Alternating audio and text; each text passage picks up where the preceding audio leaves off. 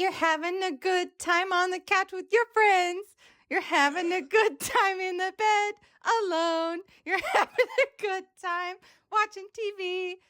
Let us ruin your day. Yay! Welcome to Now It's Ruined, the podcast for people who hate enjoying things. I'm Kate Bridle. And I'm Larkin Harrington.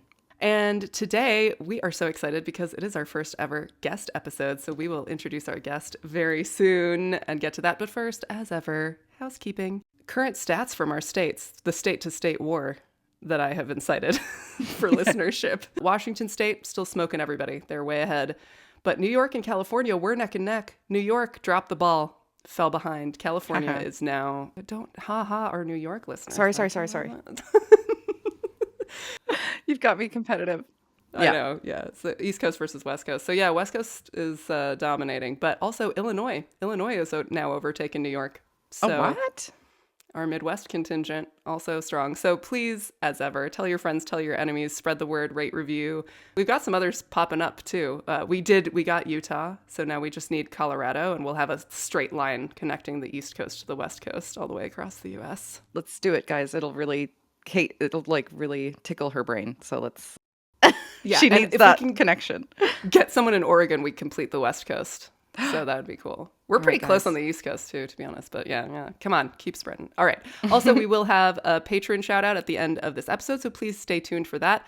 And if you want a shout out, you can head over to patreon.com/Now It's Ruined and join either of our paid tiers. You'll get fun bonus content at any level, honestly, even unpaid. That is an option. But if you join our $5 and up tier, you get the most bonus content, of course, including an entire bonus episode every month. And for those of you who are already $5 and up members, please don't forget to use your personalized RSS feed link from Patreon to listen to your episodes in your preferred podcasting app, because then you just get the bonus episodes right in there, along with the regular ones. And you can find that link under our name in Patreon, and you just copy and paste it, and there you go. Except for Spotify. I still need to figure that out. Sorry. As a reminder, if you like video podcasts, we are in video format on Patreon and YouTube. So there we go. All right. That's it. I try to keep it shorter and shorter every time. I think I'm getting better at it. You're doing a great job. Thank you so much. I appreciate your support. All right, on with the show. So, as I said, today is our first ever guest episode, and we wanted to talk about something relevant in honor of Pride, since this will come out the first week of June. And our guest just so happened to be an early supporter of the show, so this worked out very, very well. Today, we are thrilled to welcome Erica Vogel, who will be ruining allyship. Now, before you rush to judgment and be like, why would you want to ruin allyship or tell us we shouldn't be allies? That's not what it's about. So, hold your complaints and don't get mad, and just stay tuned and keep an open mind. Erica is the author of the book Advice from Your Trans Aunty and the episodic Substack memoir Blue Sky Bird. She has spent the majority of her life solving a wide variety of trials and tribulations as both a closeted and out transgender woman. Drawing from her experiences, her education, and her interactions with thousands of transgender people, she provides a point of view focused on personal agency as a transgender individual, which is amazing. Also, her book is great. I highly recommend it. Erica is queer, a wife, a parent, and a member of a family with strong LGBTQIA roots. She's a frequent public speaker on trans affairs in and out of workplaces across the United States, and we are just so excited that she's here. Erica, thank you so much for being here. Hey, thanks for, wow, that was a great start. Thanks for having me. It's all good. I'll edit it. Great. Thanks for having me. How about that? That's great. I'm really happy to be holding down all of Virginia for you, I assume. Oh yeah. Because I'm in Northern Virginia. You might not be the only one. Actually, Virginia is another one of our pretty high listenership states. So. Oh, it's not. Well, good. It's not just me, but also it's not just me. I know, you should apply it. It's all you, Erica. Great. That's what right. I need to hear. I need to hear I'm the most important person. Yes, absolutely. You are. Of course. And we're especially grateful that you agreed to come on, because we recognize that we are not like the easiest podcast to guest on, because we're a podcast that requires research. We're like, turn over your list of references, please. We're like a whole situation. So we really appreciate you jumping in with both feet and being so into it. Well, thank you. And it's actually quite a nice sort of turn of phrase to mention research, because if you're going to be an ally, you need to fucking do your research, okay? Right? So yes. I'm here with some, and I didn't just rely on what I already knew. I went and did fresh research. I will tell you, though, just to be really honest and upfront about this, there's a certain celebrity that would be disappointed in my use of one website that you're Tisk, not supposed to tisk, use. tisk. Yeah, sorry. Mr. Cavill's coming for you. He is. And, I'm totally fine with that. That's Coming okay. at Yeah. you. I think Yeah, we're both of always us- like, do we want to avoid the Henry Right. Cavill tisk? Yeah, I would be happy to do that in his presence, and let's see what happens, right? Great. Well, you were But yeah. setting the bar really high for all following guests. Good. It's like, Bring your A game, bitches. right? I know. I was like checked in, and you were like, "Oh yeah," and I found really interesting research about the origin of this word and all of that. And I was like, you were the perfect first guest. This is exactly what we wanted." Yeah, when I heard the podcast, I was like, oh my gosh, that's totally my thing. And then when you put out the call for like, we need some ideas, I was like, oh, I've got one. And Yes. then last week or so, when you sent the check-in email, I was like, oh, she probably thinks I am not ready and I'm going to back out of this shit. But I was like, no, I am ready. No, for you. that was no assumption of that. I just, was like, I should probably it's very check common in. for podcasts, right? Yeah. So yes, I told you the word that I was going to talk about. I also am prepared to put some law on the table. Now, it's some old law, right? Right. But just keep your ears open for that. I'm excited. And Okay. I also loved what you said about you had listened to our Gin and Tonics episode, and you messaged me and were like, I had this dual reaction of, oh my God, and but of course. And I was like, that's the perfect summary of this podcast. Oh my God, and but But of course. Yeah, it should be your tagline. It should. And, It is. Future merch. future Yeah. merch. Yeah, see, look at that. I'm already helping you monetize further. I love it. I love it. Okay, so let's dive in, right? So yes, we're going to talk about allyship. We're going to ruin some aspects of allyship, primarily performative allyship. I am not here to ruin your reputation and your podcast here on episode 4 or 5, whatever this is. This should be kind of fun and informative. We're here to learn, and that's the point. So That's right. That is the point.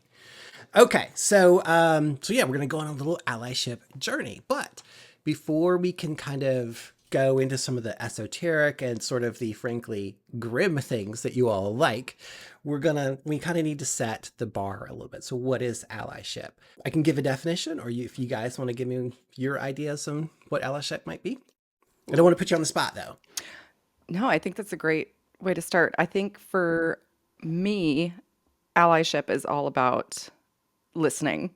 That's like literally the base of it. Listening and being in full support and standing behind whichever person is maybe being marginalized, and just showing up and shutting up to me. Yes, show up and shut up. Great. Yeah. I don't know if I have anything better, but I think that is a great definition, and definitely, yeah, learning to put your own ego and your own fragility and insecurity aside and taking the word of the person who is talking to you, who has the lived experience, to say, oh, yes, I believe that is the case because you are the person who would know. Okay. Well, unfortunately, that wraps up our show because you guys have met all of my points. Oh, no. No, I'm just Sorry. Okay, well, bye, everybody. Great summary. Good job. Larkin Great and show, I nailed everybody. Shortest whatever. Great. All right. So, in a definition from that other place, allyship describes efforts of people to advance the interest of marginalized groups, both in society and in particular social context. So that can be like in the workplace, in your neighborhood, in government, in school, right? And for me, the key thing about allyship is that you, as a non-marginalized person in that particular area that you want to be in allyship, are lending your privilege towards the aim of advancing a marginalized community. So the way I think about this, to really put it easily for people, the hetero people are here as allies to the gays, all the gays. Because as the hetero person, you are in the in-group. So you can be an ally because you have privilege there. Cis people are allies to all the dolls, trans women are the dolls, but also all the trans and non-binary people, right? Because you are cisgendered, so you are in the in-group. You have privilege to lend. Men, hopefully, at this point in their lives, are allies to women. Not Just going to holding leave their that breath. there, Yeah. right? Not holding our breath. White people are allies to Black, Brown, and Indigenous people. Citizens can be allies to immigrants regardless of documentation, right? When you take a look at the wheel of power, which is out there, it's a it's a nice sort of circular graphic that shows you all the ways you can and cannot have privilege. And it goes far beyond the color of your skin, your gender. It can be, are you a native speaker within your country? Do you have citizenship? How educated you are? Where are you on the socioeconomic ladder, right? When you are in a position of having the privilege of the in-group, as an ally, you are able to lend that privilege to those that are marginalized in that way. We'll put a link to the Wheel of Power Yeah, in there. just go look at the Wheel of Power. You'll find a good like privilege checklist thing that you can do that I'll try and find also. That's like check your privilege basically, but it's like a little, you go ding, ding, ding and answer a little quiz. And then it kind of tells you all the layers where you have more privilege and layers where you have less. That's our like key point that I get to later on, but we'll go ahead and address it now. Like really understand. No, it's great. Understanding your relative privilege to someone else's is key. Okay, so let's talk about performative allyship, right? Some of us have heard about it, some of us have experienced it, but I think a lot of people really misunderstand what it means, and it can be quite blatant and quite subtle. So what really makes an ally stand out from someone is that they engage in what is really an act that earns them nothing because they already have the privilege. So they're selflessly standing up for someone who has less privilege. They're not trying to get something from it. A performative ally might think that they're doing that, but in reality, they're centering themselves, they're taking up this space, they're wanting to be seen as right, and they want the credit for their work, right? Coming from potentially the same intent, not well educated, not having done enough self-reflection. And a lot of performative allyship happens because people still sort of center themselves in that work. A great example, me, Erica, I work in technology during the day when I'm not being all gay everywhere else. You know, and so I lead a lot of meetings and I work with lots of teams. And so, you know, an example is I'm in a meeting and it's all dudes and they're all talking over me, right? So I can't get my sentences completed. They jump in with their assumptions. They downplay my knowledge, all the stuff that women are used to, right? Yes, it happens to trans women as well. Yeah. And John in the room notices this happens a couple of times and says, hey, Erica's been trying to talk. Let's let her talk. Then John shuts his mouth and lets me talk. That's allyship. John's hot. John's super hot right in that moment, right? He's like, let her do her thing. Y'all are being assholes, right? Without the lecture, but that's basically what he puts across. The performative ally, we'll call him Jeff, will do kind of the same thing, except instead of ever giving me the table to talk, he'll go on to lecture people about sexism, about transphobia, blah, blah, blah, blah, blah, blah, blah. Just keep going, keep going, keep going.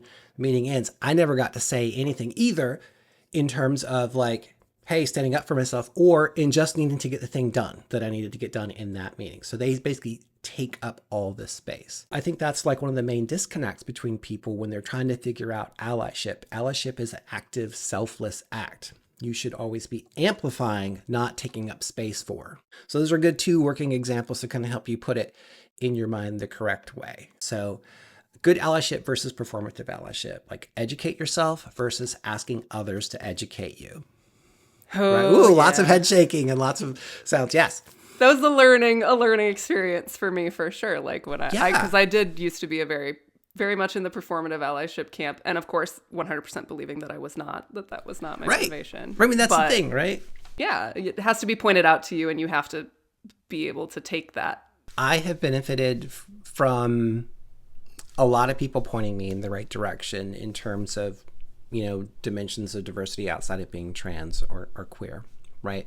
I grew up with that in my household. My dad is gay. But in terms of learning more about Black, brown, and Indigenous communities, at first I started seeking people who could tell me what I needed to know. And a really good friend of mine pulled me aside and said, hey, you know, Erica, by and large, you need to do that education yourself because it's out there. You need to inform yourself. And I was like, oh, well, yeah, that makes sense. But I was still kind of left wondering, like, why can't you tell me? And the answer he gave me was because you're investing in yourself, not me investing in you becoming an ally. So it's like, you've got to get out there and learn because you need to take that in. You need to put it to practice. Allyship isn't passive. You can't be a good ally while being told what to know all the time. Putting the burden on the person you're trying to be there for. Now, My job a lot of the time is to educate. So I do a lot of education, and that's fine. You bring me a question, I will answer it for you. Now, when it comes to trans stuff, like, you really have to be careful today because there's tons of information out there that's bullshit. So you have to find good neutral sources or ask trans people for sources. Like, hey, how do I learn more? Where can you point me to online, or what books are right? Because even if you go to like a bookstore online and look through the trans category, you are very likely to find some very anti-trans books that look like they are not. Oh. So there is like some like, you need to be really sure about what you're doing. If you're not sure, ask for recommendations. It's okay. Okay, so educate versus yourself over asking others, right? So you can join in the conversation. The next biggest thing is understanding intersectionality versus really indexing on one single dimension. And the way I talk about this a lot is that as a white person, even though I'm trans, I live in an affluent city on the East Coast, very urban. I'm well educated. I'm white. I'm a citizen. I'm a native English speaker. I work in technology. I've lost little privilege at the end of the day. Now, that's not true for every white trans person, right? And that's not me saying that we don't experience oppression or sexism or trans misogyny, right? It is saying that when I'm in a room with Black trans women, I shut the fuck up, right? My privilege relative to theirs is greater. When we talk about allyship, we have to always be intersectional, right? Because it is in those multiplicities of marginalization that working towards resolving those that we all step forward as a group, right? So understand intersectionality, always be talking intersectionality. Yeah. And I love that you define that, because I feel like a lot of people kind of don't understand. We hear a lot about like intersectional feminism, for example, which is like, I think a lot of people just think it's like, yeah, it's including everyone. And it's like, it's not just that. It's also recognizing. Centering and recognizing. Yes. Right. We don't want to be the type of feminists that make a gain for ourselves and then pull up the ladder behind us. Exactly. Well right? said. So intersectionality. My lived experience is more important than your passion as an ally. Yeah, look at that. Yep. Word. That's the tough one when you're in your problematic, what I call my well-meaning white woman phase. Yeah, I mean, look, we all went through it, including me, right? There we go. Yeah, I know. And it's I always try to be open about it, because I think people feel really uncomfortable acknowledging it and saying, please acknowledge it. Yeah, it's a huge problem that we have. Right. I'm still not a perfect ally. I am positive, and that's not what it's about. And I feel like that's a problem that people have, is they feel like if they're not being the perfect ally at all times, they've really let people down. They've really, messed things up. People are going to think really badly of them. And it's like, we're all allowed to stumble. It's about how you then handle it and how you reassess and behave from that point forward. One of my favorite quotes of all time is, perfection is the thief of progress, right? And no, I'm not a perfect ally, and I've been at this for a while, and I make mistakes, and I welcome being called in, because that means there's something I can learn and put to practice, right? I never regularly every day, I'm even at the level where I'm like, why did I just have that thought? That's quite a weird thing for me, an association to make, and what's driving that? Yeah. Right? So I'm even thinking, I'm not spending all my time self-auditing about anti-racism or whatever, but I pay attention to what I think and what I say. But that doesn't mean I'm always right. So this isn't one of the things I listed, but this is a great segue. When you mess up, and you will expect it, apologize, move on. Right. People get hung up in that apology and just drag it and drag it and drag it instead of just correcting and moving on. Yeah, if you misgender me and you spend all this time falling all over yourself and dropping guilt all over me so that I have to do the emotional labor telling you it's fucking okay. Exactly. You've made all of that about you instead of the person who just experienced that, right? Yeah. So when you fuck up, own it, apologize, move on.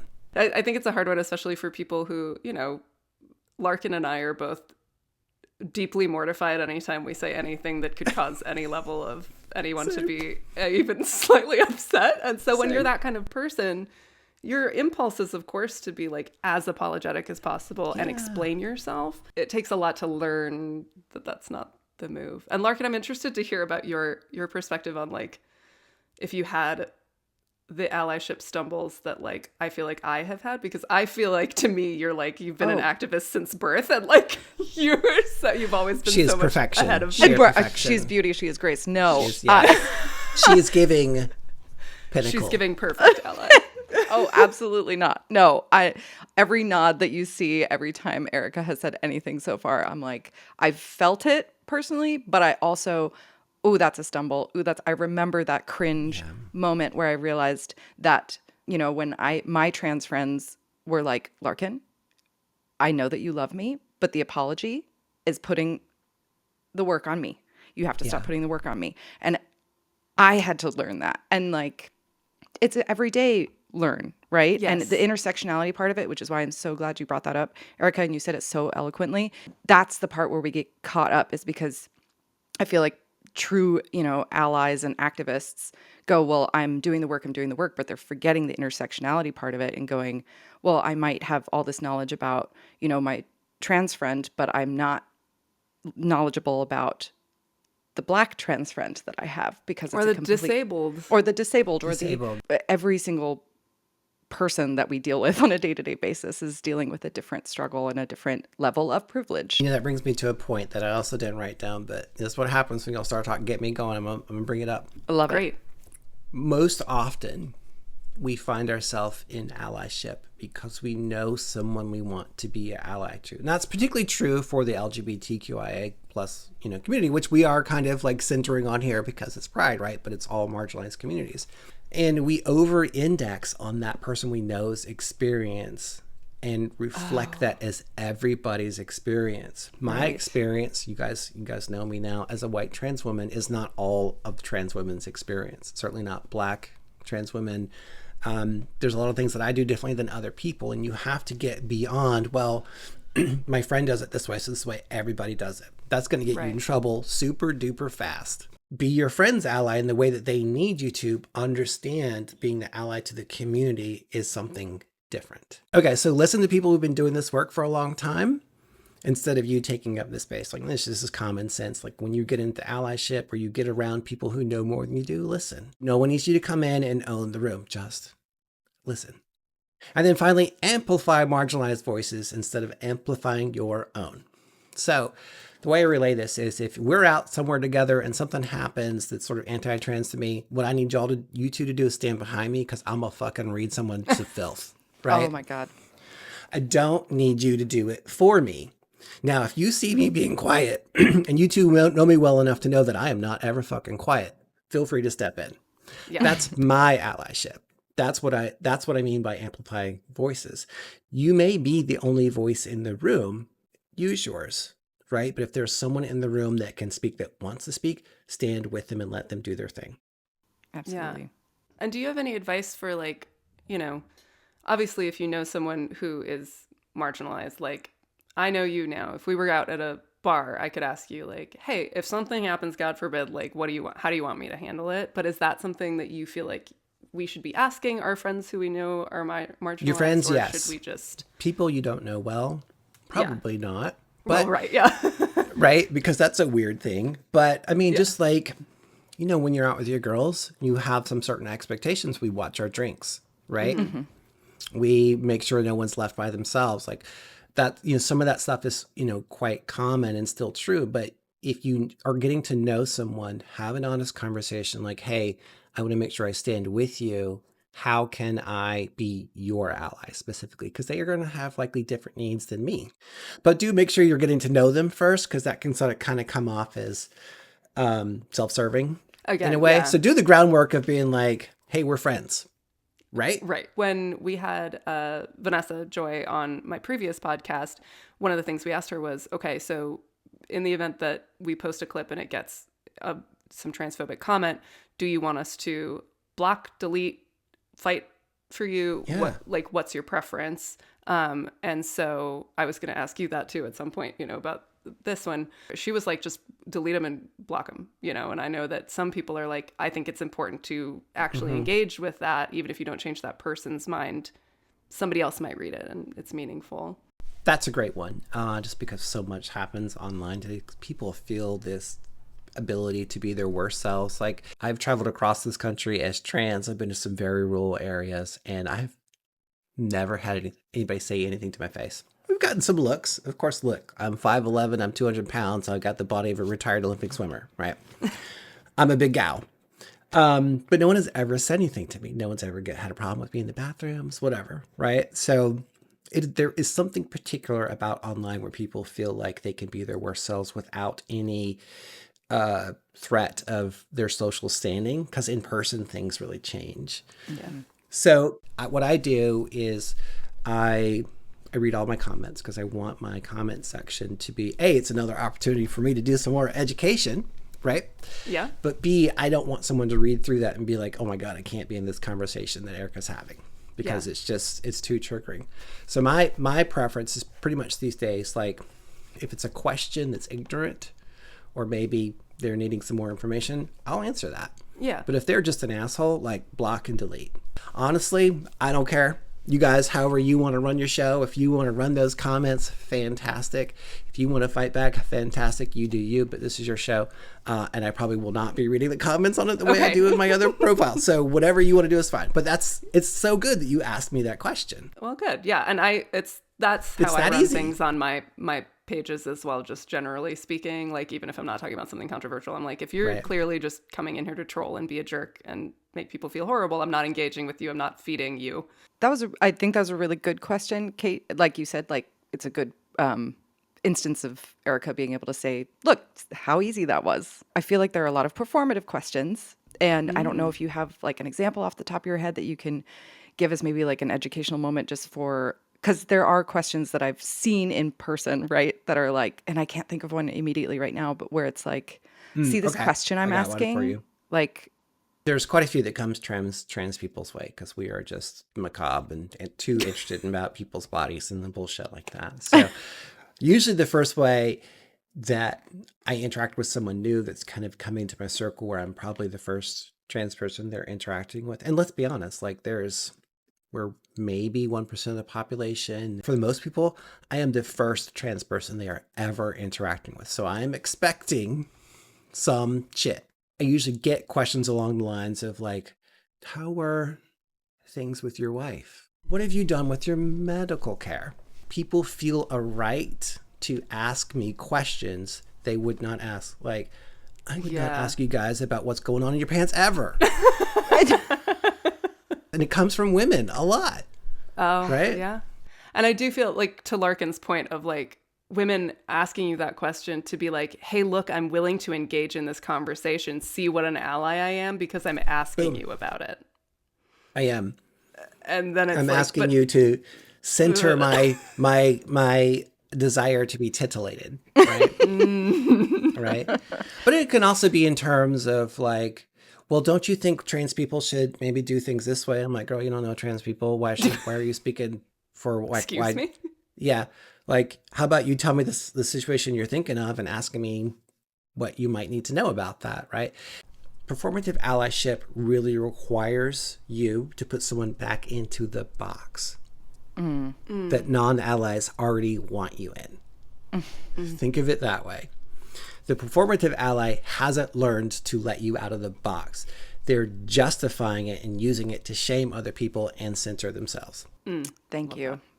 All right, so we've covered some heavy stuff. Let's get a little bit more fun. Now, what we're going to cover here isn't so much like the history of allyship, because that's kind of hard. We're going to navigate all over the place, but we're going to have some fun moments. So, where does allyship come from? Right? You might be surprised to hear that it's a relatively new term, not a new concept, but allyship is a new term. And we see it basically explode in the 2010s and in Trump #1. Right? And there's a particular moment that happens in Trump 1 that you guys could probably guess. George Floyd's murder, right? So allyship really springs into being in that moment as a new phrase. And interestingly, the next year it was dictionary.com's word of the year. In 2021. But widely, it is associated with the idea of the gay-straight alliance, even though of the 80s and 90s, like in schools and universities and things like that, even though we see it in writing as early as 1943 in terms of legal defense work for Black defendants in cases of injustice, political activism, and community organizing efforts. So it was being used back then, just not wildly popular. And actually, I was just listening to your episode on Sojourner Truth, and you were talking about I don't know if it was Larkin or you said this, but like there's always good people. Even if maybe by today's standards, we might be like, right. But for the time, by some right? standards.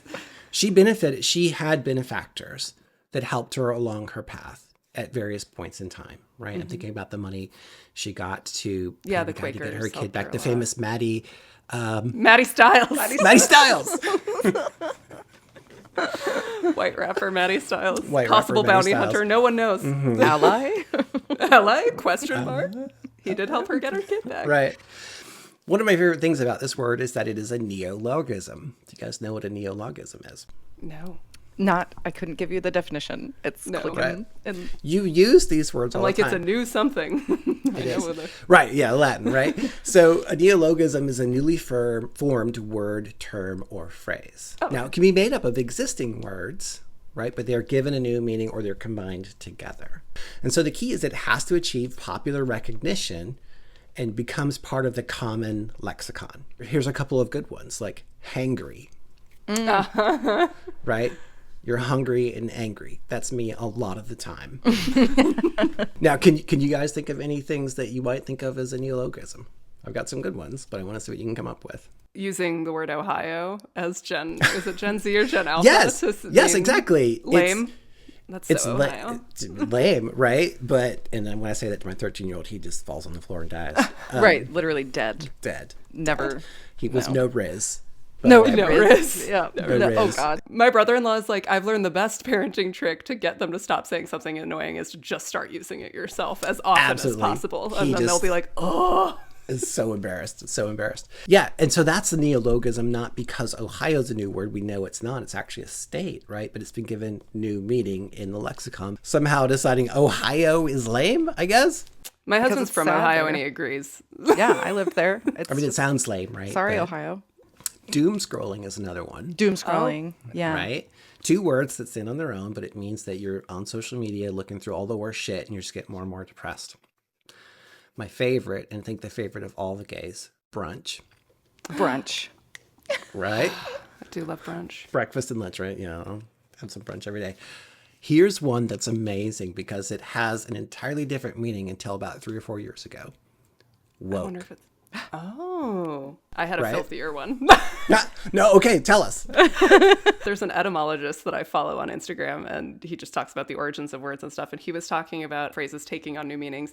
And he was like, there's a history of phrases that are actually really dirty, but that are being put into the common lexicon. And he was like, raw dog. Yeah. Like, raw dog. used We that say the other raw dog day. about everything now. We're like, it's like, yeah, I'm just going to raw dog this microphone. Raw with a dog pop this filter trip on by it. having no devices or whatever the Yep, thing I'm is raw on. dogging it. Raw dogging life. I'm like, wow, that's Exactly. that meant Filthy something really origins. different 4 minutes ago, but okay. right. Please Yeah. be safe out there, people. Use protection. Yes. That's right. That's right. Don't raw dog for real. Just raw dog other things. Yes, another one really applicable to our current time is Orwellian, right? When people use that word, they mean sort of dystopia reminiscent of Orwell's novel 1984, for example. And then here's the word that I dropped on you in the email. Boycott is a neologism because it is an example of a proper name that acquires an entirely new meaning. So we're going to get into that in a second. But I wanted to give you guys a phrase that's very prideful, right? Using all those neologisms. Yes. You want to be my ally? Take my hangry ass that's been doom scrolling too much to brunch, where we talk about some woke ass shit to combat the Orwellian existence we are living. Then we're going to go boycott the fuck out of Tesla takedown later today. Yes. We're going to raw dog allyship. Raw dog allyship, man. Okay. So boycott. I intrigued you with boycott. Yes. What's going on? So the word boycott comes from a man whose name is Charles Boycott.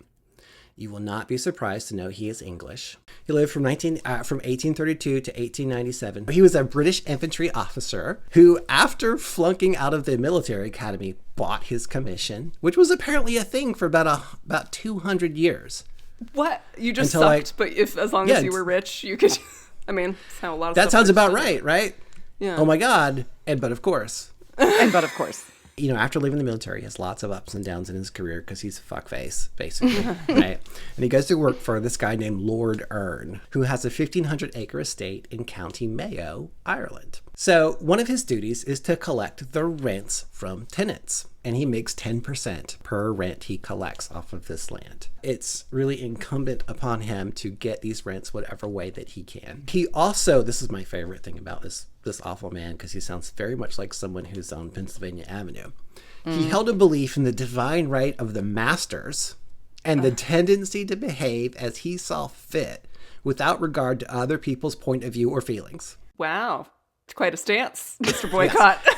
And further, felt that he was beloved by all the tenants he harassed. Oh, so he was a narcissist. Ow, 100% a narcissist, right? Real Sheriff Nottingham vibes. Yeah. That's what I was thinking of earlier too, going around and collecting all the rents. Yeah. And they all love me. And they're They my love me biggest for fans. it. I'm so good at it. I just ask nicely while kicking them in the face.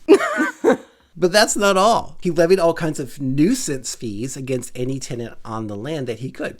If you left a gate open, you got to find. He was like an HOA. Landlords still do that today, I can say, Yeah. as someone who was a housing and eviction defense attorney. If you let one of your chickens walk across his land, you got to fine. Like, he fined people left, right, and center any way he could to make more money. So eventually the town gets so fed up with this fucker that all of his employees quit.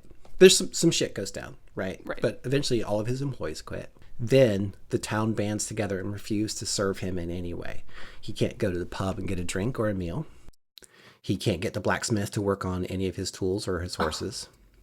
He can't get the laundress to wash his clothes. The postman won't even deliver this man's mail. Literally everybody in town was like, fuck this guy. Gorgeous. I love it. I Right. live for Tesla takedown circa 1875. Let's go. And so the whole town hates his guts, and they refuse to give him service. Now, this gets written up in a local newspaper. And this is a problem up and down Ireland, right, with English rule. So other people get the same idea, and they start doing it to person after person until it's called what? Boycotting someone. Hell yeah. Oh, I love that. That could be its own episode. Yeah, there's a lot to unpack there that I was like, I can't go any deeper. We can't. Maybe, okay, you're going to have to come back on and we're going to have to talk. Because this is what we have to do, people. This is what we're going to have to do to tear this shit down. Anyway. Well, yeah, there's a whole bunch of shit about Ireland in there and like all the shit that's going on. So yes, definitely take boycott as a launching point because it was fucking wild. Absolutely. We're going to write that down. Yeah, and his military service was shit as well. Okay. Well, of course, he sucked at the academy and then just bought his way in. Yeah. So yeah, that's where boycott comes from, which guess what is a very good ally term. We be boycotting Target. We be boycotting Hobby Lobby, Tesla, all the places. Like this is active allyship. Let's go back a little further. We talked about alliance. That's where ally comes from. Really, an alliance is a formal agreement between two parties to do something. We typically think about this in terms of like alliances between nations, but this is a French word. In the 13th century, it meant to join in marriage. So if you're my ally, you are now my wife. Just to ruin allyship for you a little bit. It was explicitly meant in marriage. Now, granted, more often than not, it was like, you know, like what we think about on like Game of Thrones or whatever, an alliance. Right, but it was any marriage was considered an alliance. So if you're in the gay straight alliance, you were married to those people. So I don't know, maybe think about that. Take a thought. Take a moment. Take a thought. Take a thought. So now we're going to step forward from the 13th century to 1533 to our favorite king, Henry VIII. Mm-hmm. And he, in breaking with the Catholic Church, needs to create secular laws instead of ecclesiastical laws. And so he creates the Buggery Act. Right? We all know what buggery is, right? It's anal. Not just same sex, but anybody. And so he creates this as one of his first, I think it's one of the first laws he passes. And it's punishable by death. Oh, no poop hole loophole for you, folks. No, Not for you. no poop hole loophole. I at first thought you said group hole, and that also works. You don't want poop in your group hole, okay? That's how you get an infection. It's a bad one. Crucially, the Buggery Act of 1533 is a favored tool of oppression and is a prime foundation of the British Empire as it spreads. Because, interestingly, not all, but many pre-colonial cultures see homosexuality as not a deviation at all, but actually a normal part of the human experience. Not all, but by and large, very accepted. Every place where there's laws in place today, colonialism was in place. So it's a legacy that Henry VIII keeps fucking us with. Thanks ever so much. Another great contribution to society from Henry VIII. Yeah, you suck balls. Now, granted, as the church has spread as well, like they spread these narratives. They had this narrative, I think, back as far as the 1200s as well. So it kind of spreads with the church, and we know colonialism spreads with religion as well. Right? So it's kind of like a dual fuckery kind of situation. Now, we're going to jump forward quite a bit to World War II. Fun fact, I didn't plan for this one today, but I'm going to go ahead and tell you guys this. The Holocaust starts with the burning of the Hirschfeld Institute in Germany. And the Hirschfeld Institute was the prime institute of the day studying transgender individuals. And had 50 years of medical studies, surgery, studies on hormones, like had been really deeply investigating it. And today, when you look up book burnings that Nazi Germany did, the number one thing you're going to hit is the burning of the books at the Hirschfeld Institute. Wow. So yes, trans and gay people were an early target of the Holocaust. Absolutely. Okay, so a little bit deeper into World War II. Have you guys heard of the Enigma machine? I have. Yes. It's Now, the code breaker one? it's a code breaker. So early on, the Nazis came up with a code that was unbreakable. So it's why they had such free reign early in the war, particularly in the Atlantic theater, right? They were just sinking boats left and right. Any goods that went across the Atlantic, any warships they found and sunk. Like it was like a 10-to-1 shot at one point. So Alan Turing is a person who leads the team that actually cracks the Enigma machine. And he creates effectively one of the first computers to do it. Now, there was a movie that was out a couple years ago with Benedict Cumberbatch? Yep. Yes. Yeah. The Imitation Game. Yes, the Imitation Game, right? And he goes on about doing this work, and I think it's credited to this day, and even kind of at the time by Churchill, with shortening the war by 2 years, by cracking that. Once we crack that, we also don't let the Germans know. So this is a prime part of the turning of the war, not just because the U.S. entered it or Russia or whatever, right? But this is a huge factor. So he's credited with taking 2 years off the war and saving millions of lives, like probably the single greatest war hero. But we're not done with him yet. It's going to get grim at the end, but first I'm going to talk about other things that he did. He's basically responsible for computer science as we know it as a field. He invents the first computer. He is creating programming language even before we have a computer. He wrote a chess program before we had a computer who could run it. Wow. Like, how do you know to write a program for an object that doesn't exist yet? Well, he knows where they're going. Right? He knows where they're going. I'm just like, how? Yeah, isn't that wild? He also dives into mathematical biology and studies morphogenesis, how cells align themselves into larger structures. And so it's how the shape of things happen. The research he does leads to a better understanding eventually of DNA, right? And it's considered a seminal piece of medical scientific work to this day. The man was not in medicine. He was in computer science. All right, so he does all these things, saves millions of lives, cuts 2 years off the war, right? The Turing test still used today. The Turing more test, relevant than ever. Still used today, which is, for those of you who don't know, is how do we know that AI can think for itself, which, by the way, it can't. As someone who works in technology. Quick diversion. AI, I'm going to get really close. AI is a toddler. Stop trusting it with anything. Okay, that was all. We actually do want to ruin AI in one. Oh, good. I want to hear that, or I will be happy to consult. I actually have a machine learning patent in my name. Oh. What? Yeah, from a previous job. Damn. Flex. Yeah. Anyways, back to our guy from the Turing test, Alan Turing. He's gay, and he has been not necessarily open about it, but it's sort of like a known secret. So in 1952, he meets this new guy, and they start, they get involved in an intimate relationship. And about 3 weeks later, his house gets burgled. Turing's house gets burgled. Turns out the guy that he had been in a partnership with knew the guy that robbed the house. When the police come to investigate and collect information, they ask about the nature of the relationship. right? And Turing answers honestly, yes, I'm in an intimate relationship with this guy. So while asking the police to help him solve the robbery that happened at his house and recover his lost goods, he's arrested, as happens quite often to marginalized communities. And he's brought up on a indecent law in England in 1952. And even his lawyer does nothing to defend him, right? They just sort of sits there quietly while it goes down. This is a man who's known to be a national hero, by the way. That's how we're treating this guy. Seriously. So he is told he will either be incarcerated or he can accept probation. And the terms of probation is chemical castration. Oh, fuck. Yeah, so they chemically castrate him. And for those who don't know, it involves administering medicine either in pill form or via injections, a method to suppress testosterone in men. And it's effective in women as well, right? Because testosterone is really highly linked to libido. Today we use, there's a couple of different drugs that we use, and actually trans women use it as well. We use it to suppress testosterone until we have enough estrogen in our systems, if we're using medical intervention, that it suppresses testosterone on its own. Or until we have surgeries to make sure we no longer produce testosterone. Back at the time though, they weren't using what we use today. They were using estrogen. They forced this man onto estrogen for a year. Oh my God. Estrogen injections for a year.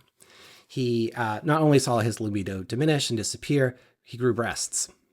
Right? Because that's what, if you put someone on estrogen, that's what's going to happen. Yeah. These are real. Right? Yeah. That's what happens. You know, so that's what he's dealing with. Like, there's nowhere in any of his writing or whatever did he profess being trans. So they basically forced him into the dysphoria that trans people feel running on the wrong hormones as a way to punish him. Not only that, but he basically loses all of his work. He loses his standing in society. He can no longer do any of his security work. He can't even travel to the US because we're deep into McCarthyism at that point. They won't let him in the country. Eventually in 1954, we believe he commits suicide. Now there's some argument about that. His family does not believe he committed suicide. Some of his friends do, some historians don't, some do. So it's kind of up to debate. But we do know he died of cyanide poisoning. Now, it could have been because of lab equipment in his suite. It could have been because self-administered. But we do know he was incredibly depressed, right? He lost everything for just being who he is. So this is an example of really bad allyship. This man saved millions of Englishmen. And we're right on the back of talking about Chuck fucking Lindbergh. I was just thinking about that. Awful he is. And he got to die in fucking Hawaii. Yeah, he did. After having multiple families and Being a Nazi, basically. Turing and being an out Nazi, and Turing literally was on the opposite side of it and actually saved people. God damn it. So it was 2014, that is 60 fucking years later, that the English Empire, including Queen Elizabeth herself, admits that they were wrong and pardon him. Now they have a law called the Alan Turing Law, which seeks to pardon other people brought up on these laws, and back in the day. They wait until 2014 to be like, yeah, our bad. God damn it. Monarchy doesn't know how to take an L. Larkin said it before and we'll say it again. They don't. So because the community has been forced underground so much in our lives, we have all kinds of ways to communicate with each other, right? So that we don't get caught up by the popo. One of my favorite one of these is the handkerchief code. Very prevalent in the 70s, right? The handkerchief code was a method for particularly gay men, but also lesbians, to sort of signal what they're into in public, because they don't really have a great method for meeting new people safely. Oh, so you would wear, originally they had keys. They would just wear their keys, carabiner, Yes, keys yes. on the left to be like, hey, I'm a top, keys on the right to be, I'm a bottom. Okay. Bandanas come into play. And they come into a wide spectrum of colors in the 70s. And if we ever watched anything 70s, there's fucking bandanas everywhere. Grab your handkerchief. Yes, and wave it handkerchief, around. right, yeah. There it is.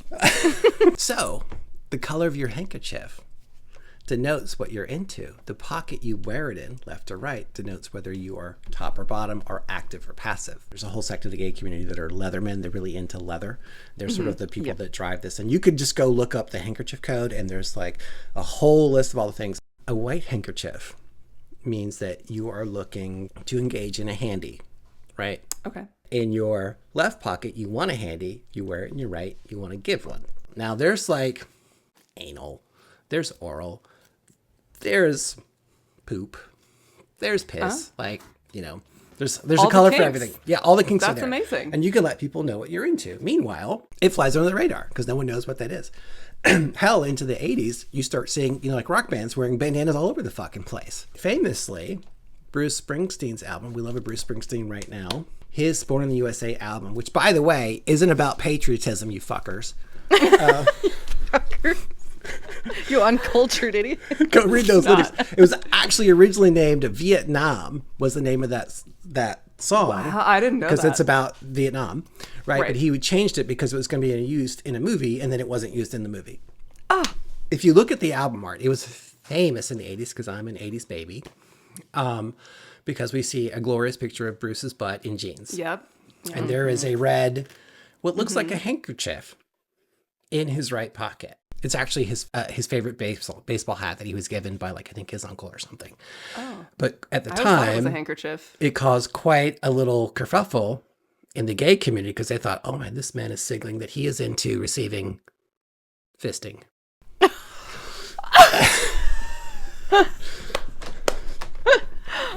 Did Bruce ever make a statement? He did.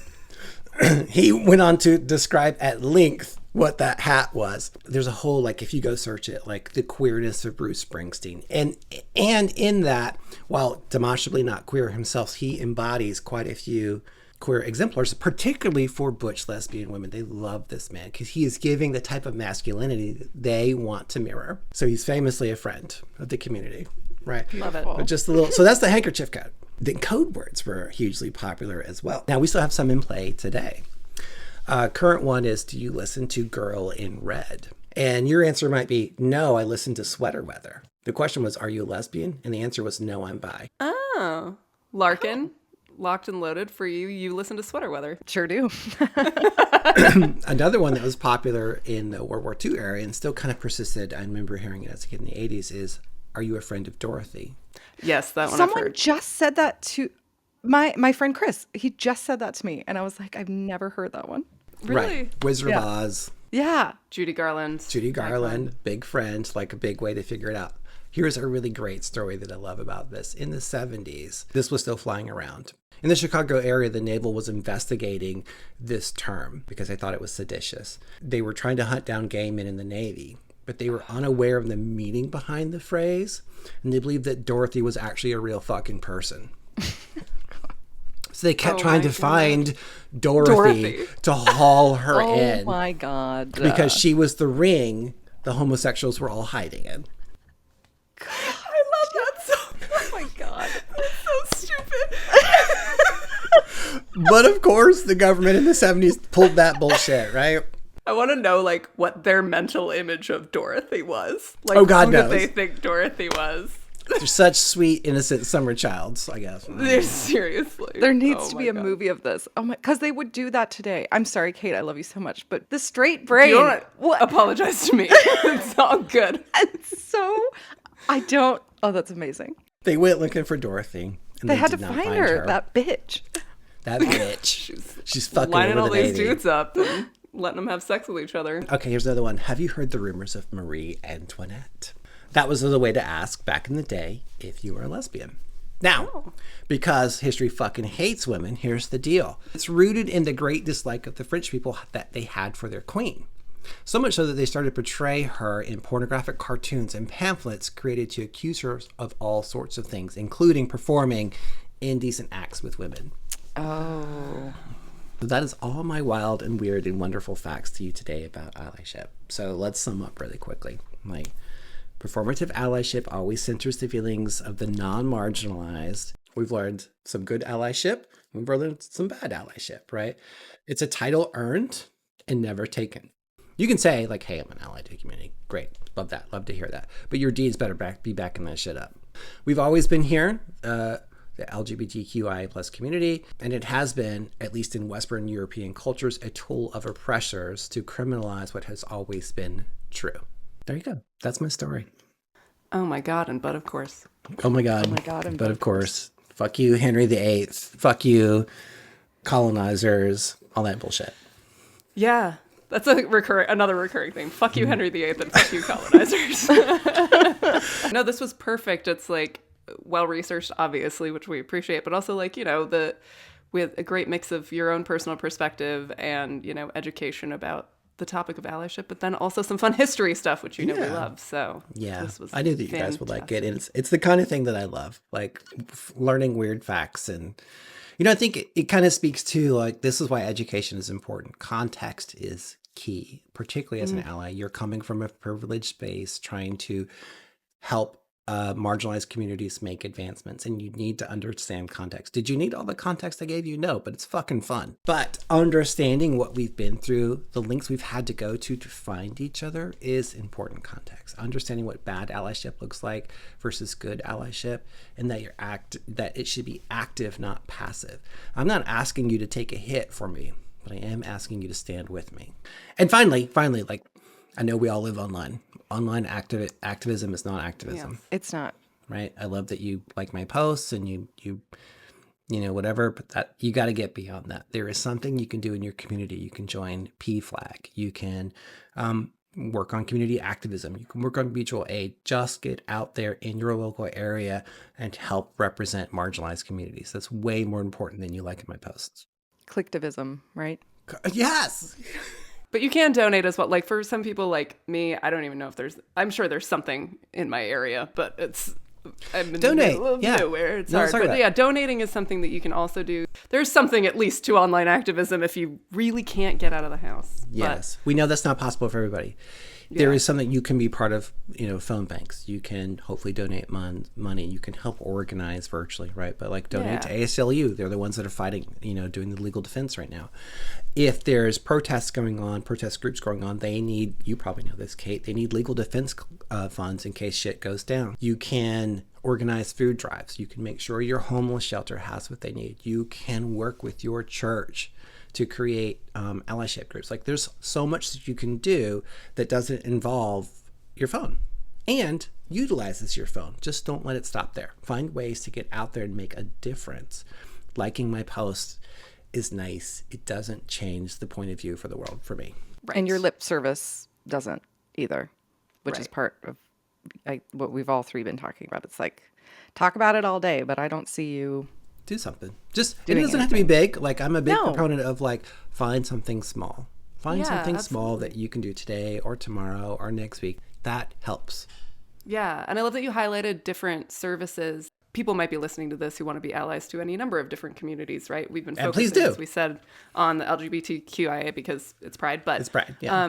you know, there are a lot of ways to help multiple marginalized communities, and homeless shelters that's a really big one. Anything that assists folks who are unhoused, because disproportionately there are a large amount of LGBTQIA folks who are unhoused because they get disowned, they get kicked out of their houses when they come out, and they, you know, some of them haven't found their chosen family yet, and they don't have anywhere to go. Yeah. And they're young and really vulnerable, and like teen homelessness among, I encountered that a lot in my job because I did homelessness prevention, which is why I'm speaking about this in particular. Pretty much every town has a food bank or some manner of like support for unhoused folks. It's a really good. Yeah, I was talking to a mom on a local LGBTQI nonprofit board member, and we were talking about how to sort of move people into volunteerism, right? And one of the biggest things I encounter a lot is like, oh, I don't know what to do. Right. The reality is there's a group already in your area doing something that you can support. You don't need to invent something new. You don't need to come up with it. And you have a skill today that you use every day in your house, in your work, whatever, that they need. Are you a scheduler for a doctor's office? We need that. Are you a project manager? We need that. Are you a coordinator? We need that. Do you understand how to shop? We need that. Do you understand economics? We need that. Are you a lawyer? We need that. Are you good with talking to people? We need that. You can likely do something that's right in the core of your abilities that would help out without you having to learn something entirely new that feels incredibly uncomfortable. That's I would so love for you to important. expand and get out there, but honestly, you have a skill I can use today. Thank you for saying that. That's so important to remind yourself and others about. You don't have to reinvent the wheel. They need you. Yeah, please, and actually, please don't Yeah, don't. Please yeah, don't. Actually, don't. Go find it in your local area. It's not hard. This probably is a huge, big bag to open at the very end of this, but I'm here for it. one part of my allyship that I've been struggling with that I wonder if you could speak to is because part of our job, I think, if we're being true allies, is calling out the other people in our lives who are being prejudiced in the moment or saying something ignorant or not maybe outwardly being aggressive or ignorant towards another person, but just sharing that with their friends or sharing it with you or sharing it in your space. And that's a moment for you to say, hey, or correct them or try to educate them in that moment. There's a really good rubric to judge your allyship. When something is said and I'm not in the room, what are you doing about it? Think about that question and be honest with yourself. That's going to tell you where you're at. Now, again, I'm not asking you to take the bullet for me, but are you going to let it go down? Right. So what I would say to people is the number one rule is always be safe. I don't know your family situation. I don't know what you're going to put at risk. If nothing, great. But if you're risking your ability to put food on your table or have a job, be thoughtful before you step into it. Right? There are other ways to be a good ally without risking what you can't afford to risk. That said, particularly for white people, we tend to think we're in far more fucking danger for saying something than we really are. That's a great point. Right? So what I would say is when your family member says something, depending on your dynamics and how you feel, have a conversation with that person. You know, there's kind of a real demarcation line for me. Is this coming from hate or is it coming from ignorance and just sort of parroting what they heard? If it's coming from hate, like, good luck, man. Right. And those are people that I just reduce my time with more and more and more because I'm not going to change hate. I'm not going to spend any time on that. I know not everybody can walk away from their families, but there are times in my life, being trans and not being trans, when I walked away from family members that had hateful rhetoric that I couldn't stomach. I was like, I'm done.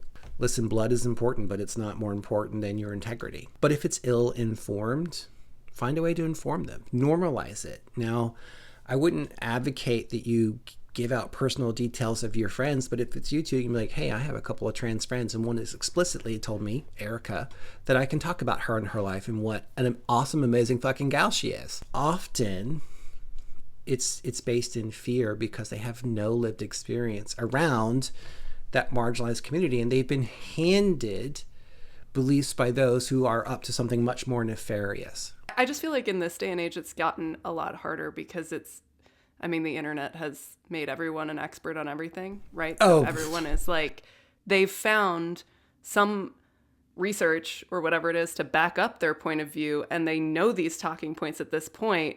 I feel like even the people who aren't coming at it from a point of hate now are more difficult to speak to and to it is engage on that in that way. And it's really hard because I'm like, I want, and usually I do at least start to say some stuff and then see if it has any impact. And then it's like, if I am just wasting my air.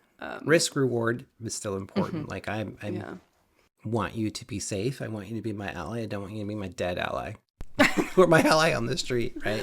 No, of course. Yeah. But, at the end of the day, we live in a very rage bait-y society. We've lost nuance. Yes. Think about that. That's the thing. No matter which side that you're on, frankly, let's be honest about this at this point. You have gotten used to the post, the quick title of the news article, the splashy text, or the chyron on the bottom of the news screen, whatever it is that draws you into information, and them giving you 5% of the information in the way that's most likely to get you to engage. And the problem is that people have lost their ability to gain nuance. And so they take that first sentence, which is written to get you to engage, as the absolute truth and gospel, right? And so this is a problem. We've lost our ability to have conversation, to use critical thinking, to see through the bullshit. In a world where news is now entertainment meant to engage you for dollars, we have to get to a point where we are willing to look beyond. And it comes in making these things real for people. So when you confront this stuff in your real life, when someone brings up trans women in sports, say there are literally 5 trans women competing in sports. Yeah. Right? That 8-year-old that's playing soccer in the youth league where no one's going to getting a college scholarship off of that, and they're all getting a participation trophy at the end of the year. There's no championship to be had. What does it matter if she plays? It's not affecting anything. When we talk about being an advocate for a marginalized community, we have to make it real for the people we think we can move. And you're not going to get them from 0 to 100. You're going to get them from 0 to 1. Well, this was amazing. Thank you. Yeah, thank you for having me. I'm so glad to contribute to the grim history of things in the world. We appreciate you so much. We really do. I love you guys. You're great. We love you I am too. eager. I cannot wait to hear what you guys get up to next in terms of what is coming next. What I is know you coming? We mentioned don't it know. earlier. It's on Larkin, actually. It's on me. I'm working on some You got some things. thoughts for the rest of June. I think my next one is going to be bacon and eggs. Don't fuck with bacon and eggs. Thank you again so much for your work. Thank you and for having research. me. It's so much fun. I don't normally get to come on and have fun. It's usually like, don't be a fucking prick is usually what I do. I have resting prick face.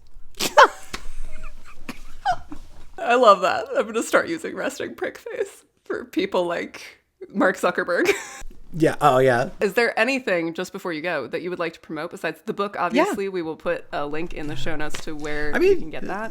The book is the big thing. You can find it at my website, ericavogel.com. You can get my book there. You can get linked to all my socials there. The synopsis of the book is like, it's the answer to 48 questions I get about being trans. And it's not just for trans people. It's for friends, allies, for people who want to know and understand the community, particularly what we go through and what our life is like. So it's a great book for Allies, yes, and I can testify. It's really great. I love the way that you laid it out. It's very, very accessible, no matter who you are. Yeah, and just so you know, if you read that book and you want, a lot of people ask me for a memoir, and I was like, I don't write a memoir, because I didn't really want to like get involved in that. But I was like, all right, fine. So I'm writing one on Substack that I post episodically, so every 2 weeks, and it's far more unhinged because.